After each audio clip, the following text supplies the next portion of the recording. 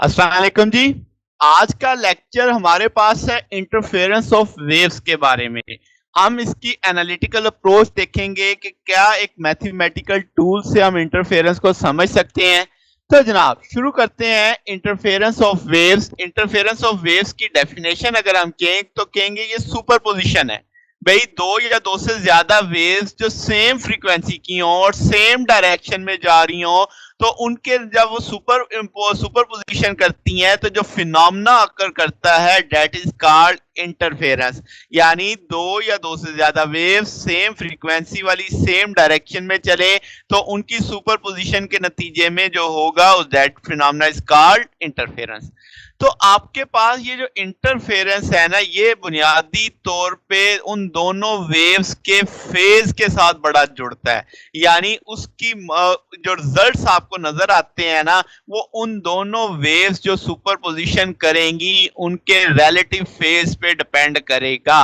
यही आगे जिसके ये बात बाइस बनती है दो इस तरह की डेफिनेशन की, कंस्ट्रक्टिव और डिस्ट्रक्टिव। कंस्ट्रक्टिव इंटरफेरेंस क्या होगी, डिस्ट्रक्टिव इंटरफेरेंस क्या होगी, तो ये चीज अब हम इस बात से लेके समझते हैं। तो जनाब सबसे पहले मैं कंस्ट्रक्टिव इंटरफेरेंस के बारे में बात करता हूं कि हमारे पास दो वेव्स हैं, लेट्स से साइनोसाइडल है, इक्वल मैग्नीट्यूड है और इक्वल वेवलेंथ है। जब मैं कहता हूं इक्वल वेवलेंथ, इसका मतलब फ्रीक्वेंसी सेम है, जो एक ही मीडियम में चल रही हैं, ट्रेवल कर रही हैं एक्स डायरेक्शन में सेम स्पीड के साथ। तो मुद्दा समझ आया। इक्वल एम्पलीट्यूड लिया मैंने, इक्वल वेवलेंथ ली है, एक्स डायरेक्शन में जा रही हैं यानी सेम सिमत में जा रही हैं और सेम स्पीड के साथ जा रही हैं। तो अब आप कहोगे कि दोनों वेव में से एक का एम्पलीट्यूड y1 दूसरे का y2, तो जब आप उनका सम देखोगे तो y1 प्लस y2, तो हम कहेंगे कि ऐसा तब होगा अगर उनका इनिशियल फेज डिफरेंस जीरो हो, यानी कि डेल्टा फाई जीरो है। इसका मतलब दोनों वेव्स इन फेज हैं। इन फेज का मतलब एक साथ पीक पे जाएंगी, एक साथ इक्विलिब्रियम पे आएंगी। तो ये कंसेप्ट आपके पास इन फेज का कंसेप्ट आ जाएगा। ठीक हो गया। तो आप कहोगे कि आपके पास ऐसी सूरत में जो नतीजा हासिल होगा, जैसे आप फिग में देख सकते हैं कि y1 y2 आपके पास आ रहा है y1 प्लस y2, तो आप कहोगे कि एडिंग उनके इनिशियल डिस्प्लेसमेंट जो x एक्सिस की सिंथ में है, तो वो आपके पास यानी आप कहोगे री होगा टू वेव्स का। तो आपको अगर रिजल्ट तकरीबन डबल हो जाएगा, कितना जितना उनका इंडिविजुअल का डिस्प्लेसमेंट था या एम्पलीट्यूड था, y1 प्लस y2 मिलकर रिजल्टेंट दे देंगे जो आपके पास दोनों का अगर इनिशियल फेज जीरो होगा तो डबल हो गया ना। तो क्योंकि अब मैंने इक्वल मैग्नीट्यूड लेके चला था, तो अब आपके पास ये केस हो गया किसका, कंस्ट्रक्टिव इंटरफेरेंस का।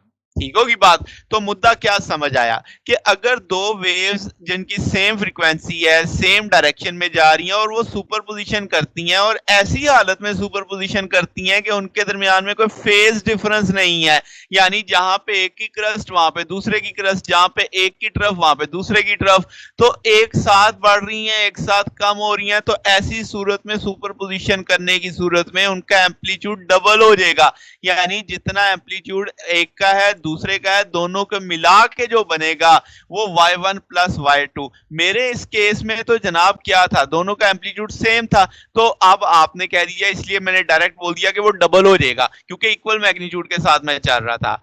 अब अगले मुद्दे पे चलते हैं कि अगर फेज डिफरेंस हो तो हम कहते हैं कि हमारे पास ट्रांसफर वेव्स हैं इक्वल एम्पलीट्यूड की, वेवलेंथ की, और एक्स डायरेक्शन में जा रही हैं सेम स्पीड में, मगर अब एक का एम्पलीट्यूड y1 दूसरे का एम्पलीट्यूड y2 और आप उनका सम करेंगे तो y1 प्लस y2।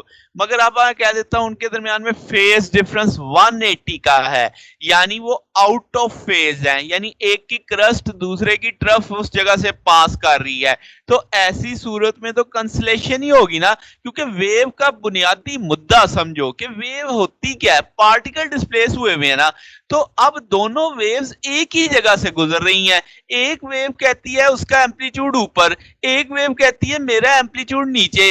तो अब उस जगह के जो मीडियम के पार्टिकल है वो क्या करें, वो ना ऊपर जा सकते हैं वो ना नीचे जा सकते हैं। इसका मतलब रिजल्टेंट एम्पलीट्यूड कितना हो जाएगा, जीरो हो जाएगा। बात समझ आ गई कि अब जो आपके पास वेव ने बेसिकली तो पार्टिकल की डिस्प्लेसमेंट से जाना था, तो जब दो वेव सुपर पोजिशन कर रही हैं तो अब दोनों वेव्स चाहेंगी पार्टिकल उसके लिहाज से मूव करे। तो एक वेव पार्टिकल को अपवर्ड मूव करवाना चाहेगी, एक डाउनवर्ड, जो कि इक्वल मैग्नीट्यूड होंगे, यानी दोनों के पास एक जैसी एनर्जी होगी, तो वो आपके पास दोनों एक दूसरे के इफेक्ट को कैंसिल कर देंगे, तो रिजल्टेंट एम्पलीट्यूड कितना हो गया, 0।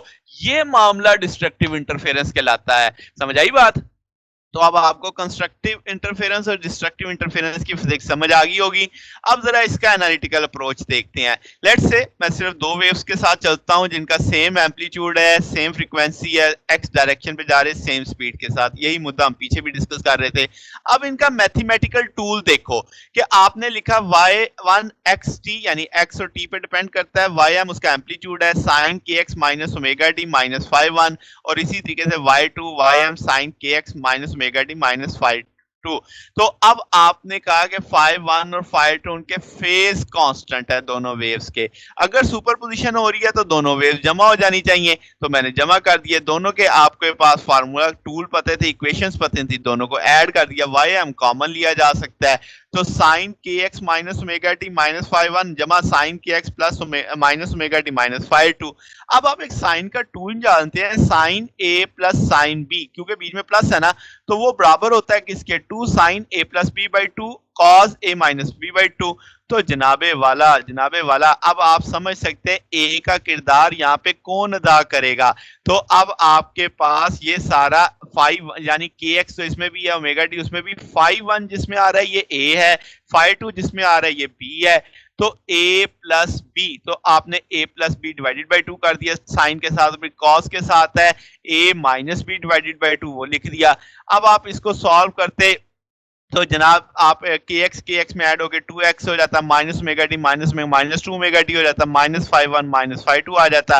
और यहाँ पे चूंकि नेगेटिव का साइन है, नेगेटिव अंदर जाएगा, के एक्स से कट जाएगा, ये पॉजिटिव ओमेगा टी हो जाएगा, ये कट जाएगा, ये माइनस फाइव वन, ये पॉजिटिव का फाइव टू, तो five two minus five one लिखा जा सकता है।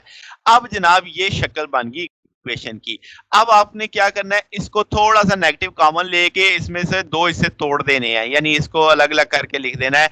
तो two X minus two omega T divided by two हो जाएगा, माइनस कॉमन लेके five one plus five two divided by two हो जाएगा। तो अब जनाब इसको थोड़ा सा आपने समझ लिया, इस तरीके से मैंने अरेंज कर दिया। अब मैंने कहा कि five two minus five one को डेल्टा फाइव कह दो, यानी यहाँ पे ना डेल्टा फाइव लगा दो, ठीक हो गया। अब five one plus five divided by to five prime कह दो, यानी ये आपके पास फाइव प्राइम हो जाएगा, ये टू टू से कट जाएगा यहाँ से। तो अब सादा तरीन शक्ल क्या बनने वाली है, क्या five one plus five two divided by two को फाइव प्राइम कह दिया, कह दिया। क्या five two minus five one divided by two को डेल्टा फाइव हम लिख सकते हैं, लिख सकते हैं।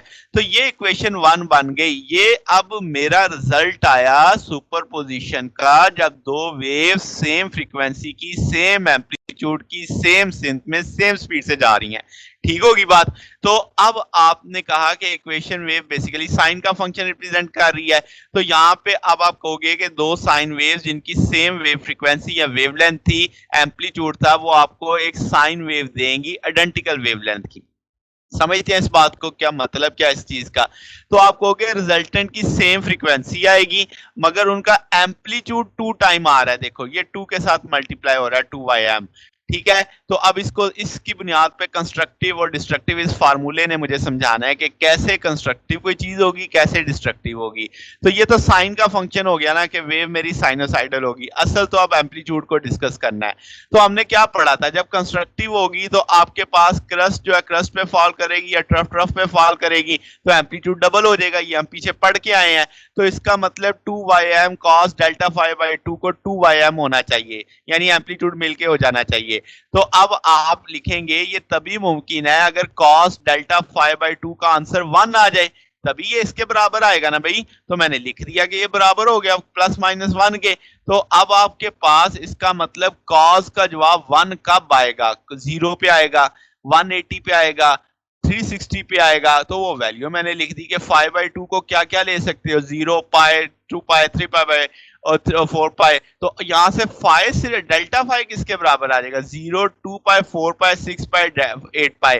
क्या मतलब, डेल्टा फाई बराबर होना चाहिए n 2 पाई के n इज अ नंबर, तो आप कह लो 0 1 2, तो इसका मतलब जब दो वेव्स के बीच में फेज डिफरेंस 2 पाई का मल्टीपल होगा तब वो कंस्ट्रक्टिव इंटरफेरेंस कर रही होगी। मुद्दा समझ आ गया कि एम्पलीट्यूड डबल हुआ ना, तो उससे मैंने एक तरह से कह लो रिवर्स इंजीनियरिंग की कि भाई ये कब हो सकता है, तो आपने कहा जब ये 1 आ जाएगी, ये 1 कब आता है 0 पाई 2 पाई पे, वहां से सिर्फ मुझे डेल्टा फाई रिक्वायर्ड था, यानी दो वेव्स के बीच में जो फेज का डिफरेंस आ रहा है, तो वो मुझे पता चला मल्टीपल है 2 पाई का, यानी n 2 pi, n is a 1 2 3, यानी एक पाई 2 पाई 4 पाई 6 पाई सो ऑन आप समझ सकते हैं। तो इसका मतलब आपके पास एम्पलीट्यूड जो रिजल्टेंट वेव का है वो ट्वाइस होगा magnitude of the either of wave, यानी सिंपल कहें तो y1 प्लस y2 हो जाएगा।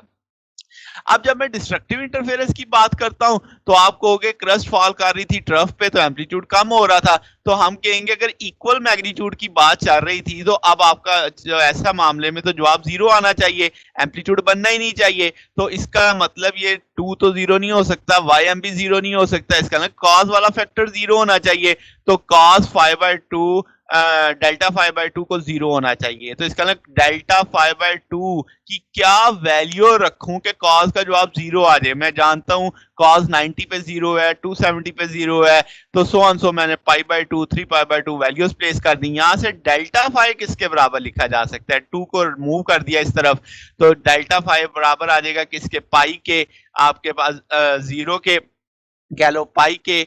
तो अब सॉरी यहाँ पे 0 मेंशन नहीं होगा, सॉरी जी, तो किसके बराबर आ सकता है डेल्टा 5, वो आ जाएगा आपके पाई के 3 पाई के 7 पाई के 9 पाई के। तो अब आपके पास जनाब इसका मतलब ये ऑड आ रहा है आपके पास नंबर, तो डेल्टा 5 को मैं लिख सकता हूं odd integral multiple of pi, ठीक है। अब n की वैल्यू जो भी रखोगे, अब आपके पास क्या आ जाएगा, n लेट से 0 रखते हैं तो क्या ये आपके पास π/2 आ जाएगा, देन आप 1 रखो तो ये 2.2 आ जाएगा, जिससे 2.5 को आप क्या बोलोगे 3/2, तो वो 3/2 3π/2 आ जाएगा। तो ये डेल्टा 5 की वैल्यू आपके पास इस तरीके से लिखी जा सकती है। समझ आ गई बात। तो ये जनाब हमारे पास टूल था। हम कहेंगे कि रिजल्टेंट जो एम्पलीट्यूड का है वो 0 होगा, तो आपके पास जो इंटरफेरेंस होगी वो आपके पास डिस्ट्रक्टिव इंटरफेरेंस मानी जाएगी, ठीक है। तो अब आपने देखा कि डेल्टा 5 की वैल्यू, ये डेल्टा 5 का जवाब आ रहा है आपके पास, तो डेल्टा 5 आपके पास किसके बराबर आ गया, पाई के।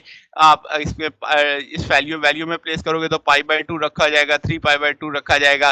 तो यहां से आपने तय किया कि डेल्टा 5 किसके बराबर है, n+1/2 इंटू पाई के, यानी फेज डिफरेंस इसके बराबर आना चाहिए आपके पास।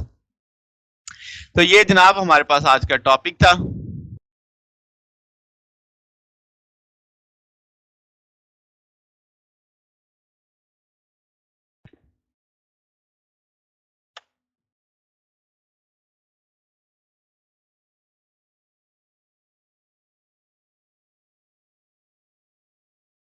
तो डिस्ट्रक्टिव के केस में क्या होगा, डिस्ट्रक्टिव के मामले में हम जानते हैं क्रस्ट फॉल करती है किस पे, ट्रफ पे, तो एम्पलीट्यूड कम हो जाता है। और अगर दोनों वेव्स जो सुपर पोजिशन कर रही हैं उनका एम्पलीट्यूड बराबर हो और वो आपकी क्रस्ट ट्रफ पे फॉल करे, तो ऐसी सूरत में तो एम्पलीट्यूड 0 हो जाएगा।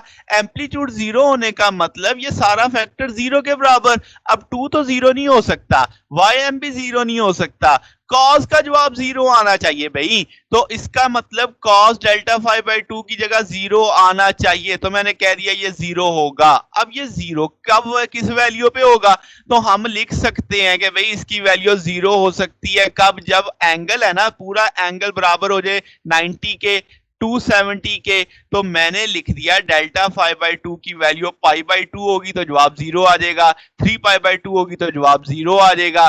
तो इसका मतलब यहां से अब आप डेल्टा 5 निकाल सकते हैं, 2 को दूसरे एंड पे मूव कर दें तो सिर्फ पाई बचेगा, यहाँ पे 3π बचेगा, यहाँ पे 5π बचेगा। तो अब आपको पता चला अगर दो वेव्स जो सुपर पोजिशन कर रही हैं, जो सेम सिंथ में जा रही हैं, same frequency, same amplitude, same direction, same speed के साथ, और अगर उनमें फेज डिफरेंस इतना आ गया पाई, 3π, 7π, 9π, तब हम कहेंगे कि वहां पे रिजल्टेंट एम्पलीट्यूड 0 हो जाएगा, वो डिस्ट्रक्टिव इंटरफेरेंस को शो करेगा। जनरल फार्मूला आप कैसे लिखोगे, 2n+1, n की वैल्यू आप 0 प्लेस करो 1 पाई आ जाएगा, n की वैल्यू 1 प्लेस करो 3 पाई आ जाएगा। तो इसका ना odd integral multiple of pi, ठीक है, आप बोलोगे phase difference is odd integral multiple of pi होगा, तो ये आपके पास डिस्ट्रक्टिव का मामला आएगा। तो ये जनाब हमारा आज का टॉपिक था। अगर आपको इसमें कोई बात पूछनी हो, कोई डाउट हो तो नीचे कमेंट्स में पूछ सकते हैं। वीडियो अच्छी लगी हो तो वीडियो को लाइक कीजिएगा, दोस्तों के साथ शेयर कीजिएगा, चैनल को भी सब्सक्राइब कर दीजिएगा। अब तक के लिए इतना ही, बकिया इंशाल्लाह फिर नेक्स्ट देखेंगे। ओके, अल्लाह हाफिज।